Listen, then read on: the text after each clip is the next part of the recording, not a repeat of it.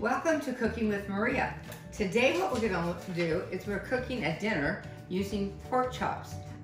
Most people complain about how pork is dry and it's difficult to cook, but this is a very simple, fast way of cooking pork chops and serving them with a sauce. We are also going to talk about knife skills, and we're going to talk about safety a little bit, and we're going to talk about how to put a meal together so that you get a great combination of texture and flavors. We're going to get what is called mise en place, means everything ready, we're in the place, so just do it. And so we'll do that always first, always before you start cooking, get everything, all the little tasks done. We are using I'm going to use fresh asparagus, what do you call this? Tarragon. This is the way it came out of the package once I got ready, but it will be still really good. Important if you use fresh, you rinse it off. You need to take a paper towel and wrap it in a paper towel because you do not want this to be wet when you're cutting it. You want it to be able to separate. I'm going to show you how to do and cut up and mince a shallot or an onion very simply.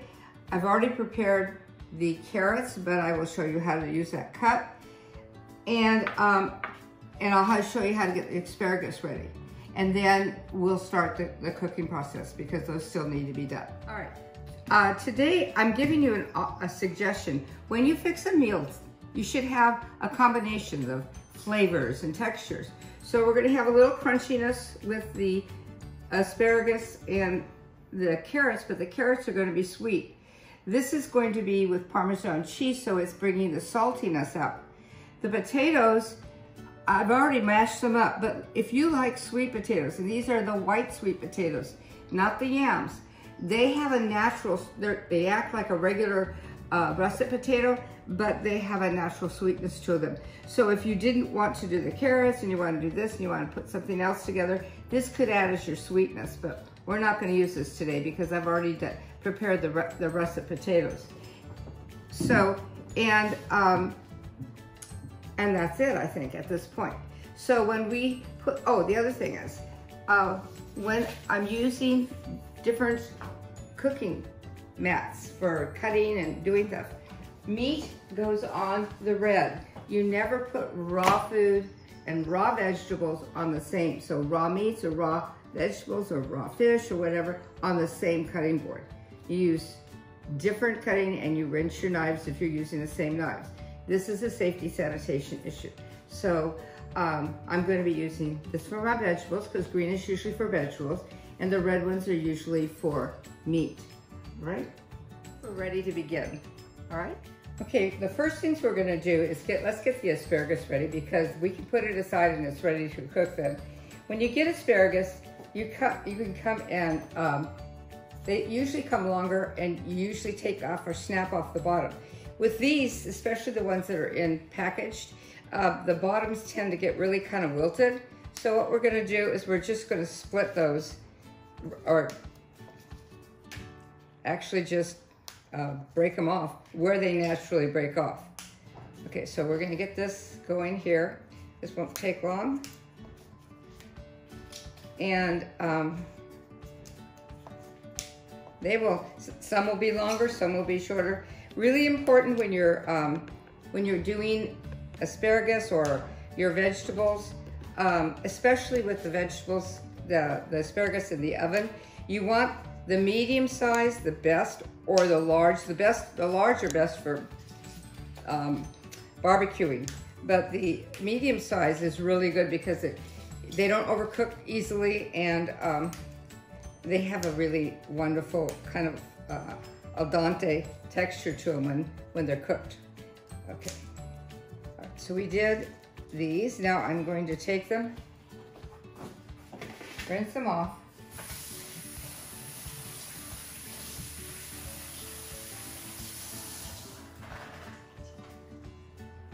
And I'll bring some paper towels over. Wrap them up in paper towels and get most of the moisture off.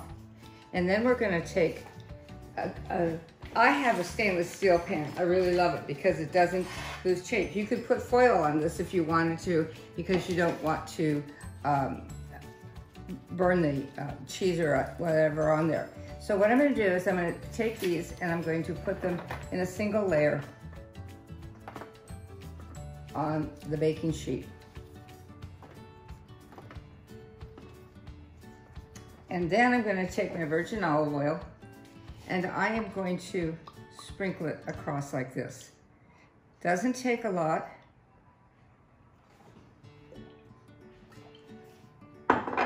And then I'm going to take my salt and pepper, and I just happen to be a great salt and pepper fan. And I really like fresh pepper. I don't like the taste of already cooked, ground pepper. Okay, and I'm going to use some kosher salt. The difference between kosher salt and sea salt is the grain and how large it is. When you're doing veggies, and most of the time, this is a larger grain. You don't need as much of it, but it will give you more flavor and it will stick to the others. So we're gonna just sprinkle some of these on here. Okay, and now I'm gonna take all of it and roll it together. So they all get coated on all the sides, and then I'll lay them out. And when it's time, we'll just put this in the oven. So if this is ready to go. I have already turned on my oven to 400 degrees. You can do it at 400 to 450. You want a good hot oven when you do this, when you put the asparagus in. All right, now next we're gonna do the herbs and whatever. So I am gonna cut these up and I'm gonna chop them up. It's a really simple, you don't really have to be super careful. I'm using a chef's knife because they're the easiest to cut with. Most people say, oh, I can't cut with a big knife like that, but it's actually easier to cut with a big knife than it is to cut otherwise. Okay.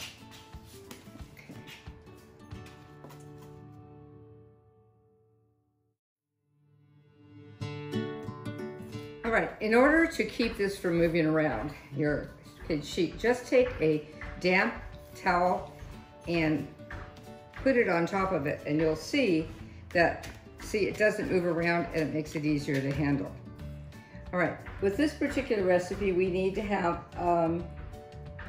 2 teaspoons of minced, so this means it has to be 5. You never use these stems if you can avoid it, because you don't want the woodiness of them. Okay, but I think let's look and see how much that makes. Okay, I always have a little container that I put my herbs and spices in so that when I'm ready to use them, they're ready. This calls for 2 teaspoons of fresh tarragon, which, as you can see, that was exactly what I got out of that package. There's a bit left over, and I will put that into that because it's not gonna make much difference at all. Okay, now, okay, stop. If you don't have fresh and you can't get it at the store, you can always use dried. The really difference between the two is this gives a little fresher taste, but you need more fresh. So if a recipe calls for dried and you're using fresh, you'd use double the amount, and vice versa. If a recipe calls for fresh and it asks for 2 teaspoons, then you would put 1 teaspoon of dried in instead. So fresh is always double the amount of dried, and dried is always half the amount of fresh. All right, now we're gonna move on to our shallot. This is a shallot, and when you're doing a shallot, it'll say 1 shallot, and the recipe calls for 1 minced shallot. Now, when you open this up, and I don't know if you're used to doing shallots or not, but a shallot is like an onion, but it has a little bit of flavoring of garlic too. So it's not strong. I will suggest that when you're cutting them, that you wear, they should be cold because it'll be less pungent of a cutting like an onion. So now you get 2. You would peel both of those. And I've also found that I'll have to take this off for a second. When you are peeling, if you cut off the bottom, the stem end, but not all the way in, not deeply in, and start pulling from here, it will be easier to peel and get rid of the outer layers of thing, because that is the outer layer of the onion or the shallot or whatever is always tough and more like straw. So you want to get rid of it, and it's easier to peel from the back side than it is to peel from the narrow end. So we remove these.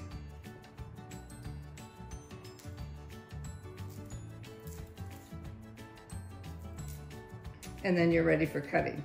And I already have some ready, so I'm going to use those. When you're doing an onion or any kind of shallot or onion, you would cut your ends off like I showed you on the other, peel off the outer side.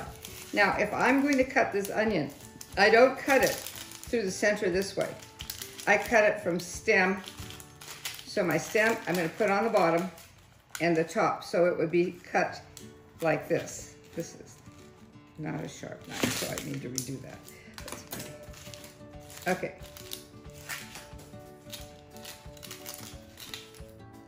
With the onion that I just demonstrated with, I noticed that that particular knife that I had is not sharp enough to really do a good job on cutting the onions. And when you are cutting any odoriferous vegetable or onion or scallions or whatever, you want a very sharp knife, because otherwise you are bruising and it's creating more of the chemicals that make your eyes want to cry. All right, so this is what we take. Now this is the stem end. This is where the leafy part would be. So when you first start, and I need to take these off for me because these are too long for me. When you first start, you're going to take and cut towards the stem end. So I'm going to put, and I want to cut real close together. So I want to put no more than 1/8 of an inch. And I just put slices down all the way to the stem.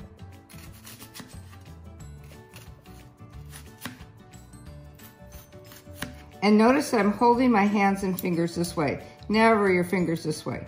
Always up, because otherwise you can cut off your finger or cut your finger. All right, now, then you come across at the bottom through those layers.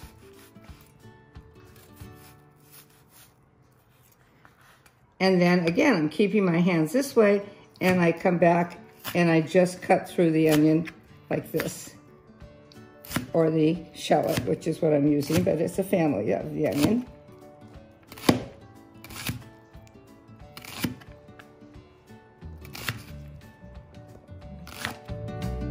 To get the onion partially minced, and that's mostly minced. And again, what it depends on is what you're making. Come back, hold your hand on your chef's knife, and then rock and cut. And you just get those extra little big pieces into small. And that's all you need, basically. Okay, so there we are, ready to go with our shallot. Now I'm going to remove the pork chops from the container. And these are actually not quite 1 inch, so I won't be cooking it quite as long as it calls for. But they are the bone-in ones. I use a lot of times just plain center cut, and it works just as well. This probably adds a little bit more juiciness because you see the amount of fat that's on the outside. I would keep it there if I were doing it. If you're gonna barbecue or something, I would slice it. So I would take my knife and I would slice this like this, the fat part, so it won't curl up on you. But since we're not going to be needing that, I'm not going to do that. I don't need to.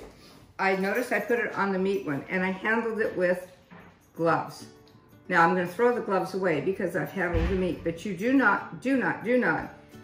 I always do this last, the veggies first, so there's no cross-contamination that's possible, okay?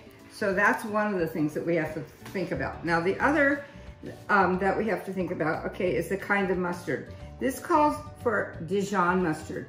Dijon mustard is a milder mustard with a kind of winey taste, and it's really delicious. It's French. And I use this. Know that if you're using regular American mustard that is going to be stronger and have more of a vinegar taste, all right? You could use a seeded mushroom if you like, a seeded mustard if you like, that would work too. But this is my mustard of preference when I'm cooking. All right, so now we're gonna go over to the range and do our cooking. I'm gonna season the pork chops with salt and pepper, and we'll do both sides.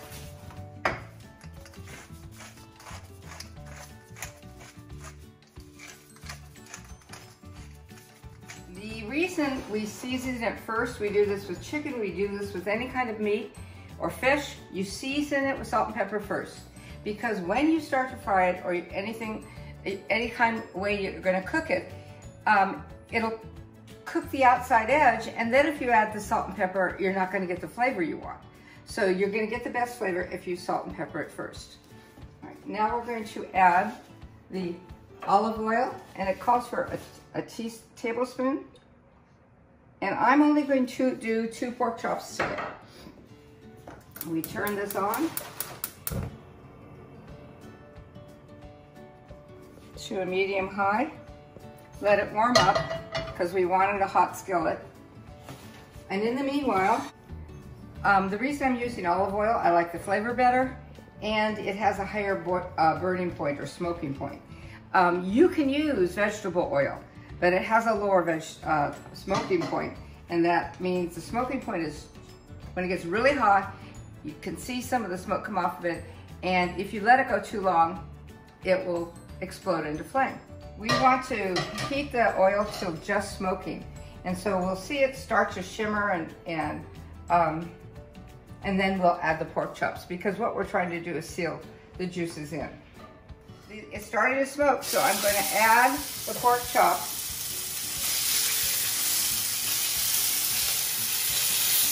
And cook them for 3 minutes.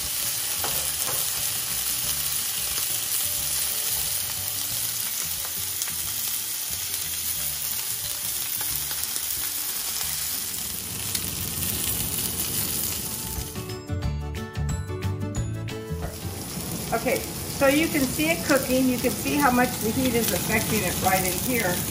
It's getting browner, and this is still red. So what we're doing is cooking it really good and firm here, so we have a nice top, and then we will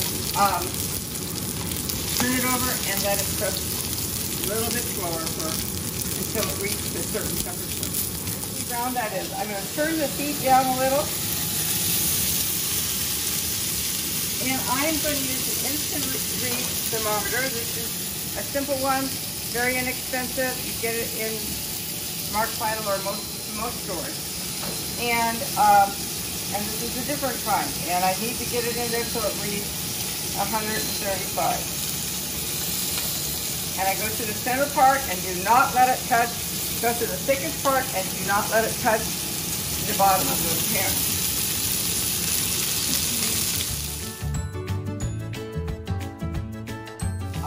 125 degrees, I'm taking it off the heat, moving this over here, and I will tent it. I'm going to put it in a dish so it doesn't continue cooking. Because I need my pan. And I am going to put foil over it.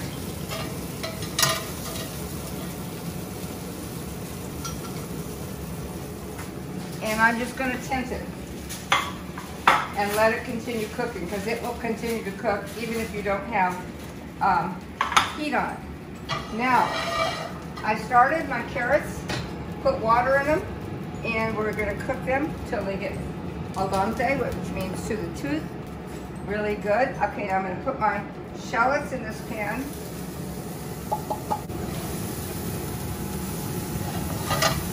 And now I'm going to cook my shallots and make the sauce. So I am making the sauce at this point. And when I do this, I am going to be scraping up all the goodness that's on the bottom of the pan.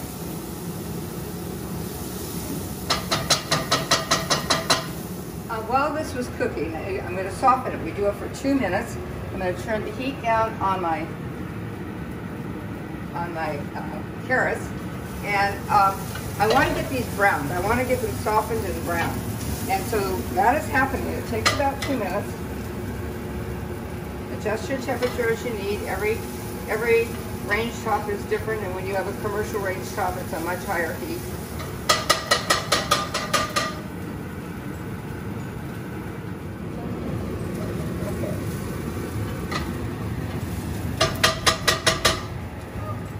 Everything is going, and I'm making my sauce.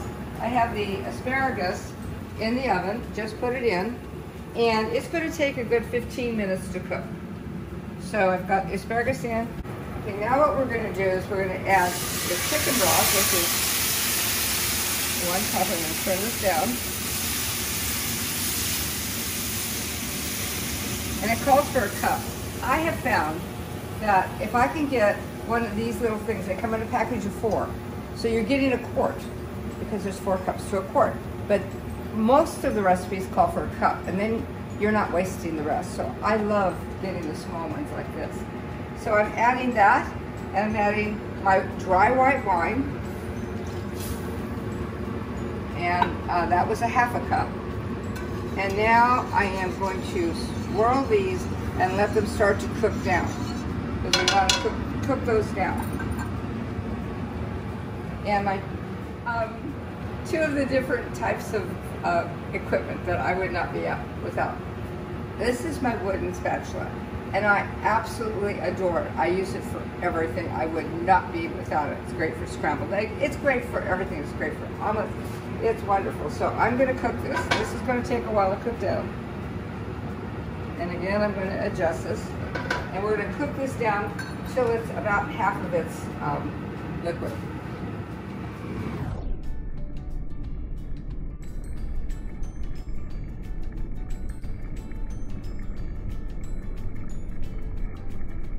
Okay, I just checked the carrots. They are al dente.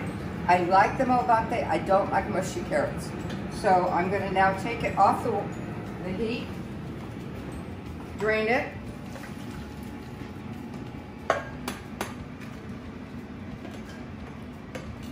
put it back in the pan, turn off my heat for a second, and turn it down really low. And now I'm going to add 2 tablespoons of butter.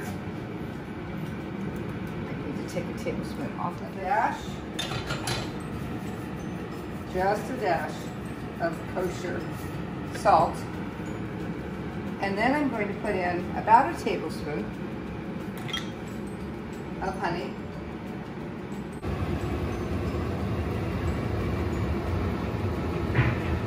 In here, I'll let you see what I do.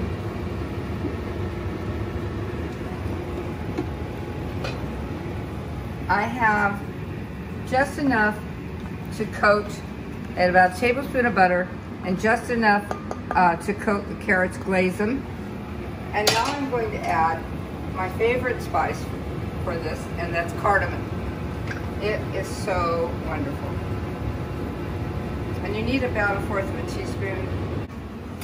Okay, I'm going to take my asparagus out, a little bit at least. And now I'm going to sprinkle. I have Parmesan Reggio Parmigiana in here.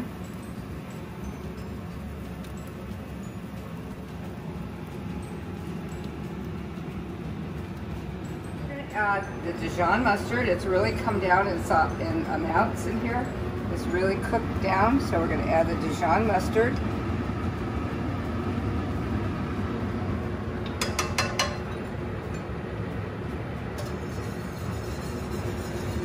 Get it nicely distributed. Okay, and then what we're going to do is I'm going to cut one at a time.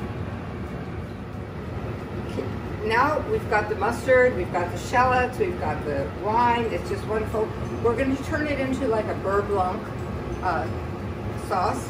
And a beurre blanc sauce, beurre meaning butter, you take unsalted butter, and it has to be cold, and you stir it and add each one separately until they melt. And this is going to give it a silky consistency.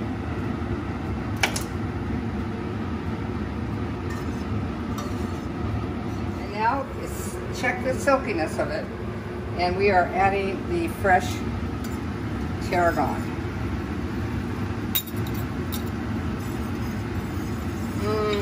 So delicious. Now we'll then salt and pepper it to taste. I took out the asparagus. So this is the finished asparagus, roasted asparagus.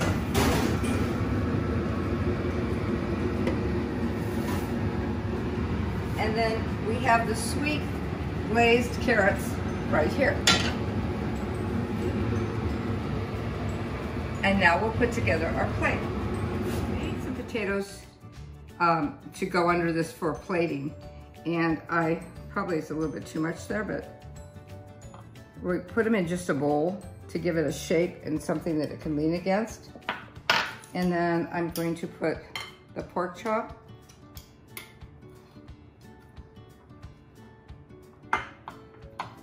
Over the potatoes. It's a big pork chop. And put the asparagus to the side. Could have done with less potatoes. And carrots on this side. Now what I'm going to do with the carrots is I'm going to put just a dash of cut up parsley to kind of pop it a little bit. And now I will put the sauce over.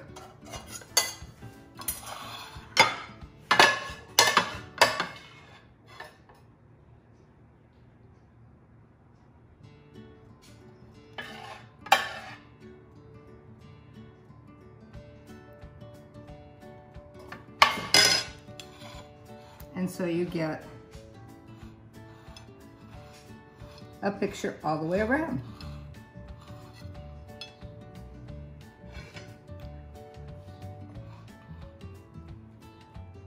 Bon appetit. Okay. Now, if you do not like asparagus, you could use any kind of other green vegetable. You could do Brussels sprouts. I wouldn't do it with shallots. I would normally say that, but with just some good herbs with it. You could do string beans, and if you wanted a little bit of bacon flavor to it, you could do that, or you could take string beans and put herbed butter over them. Oh my God, that's so good.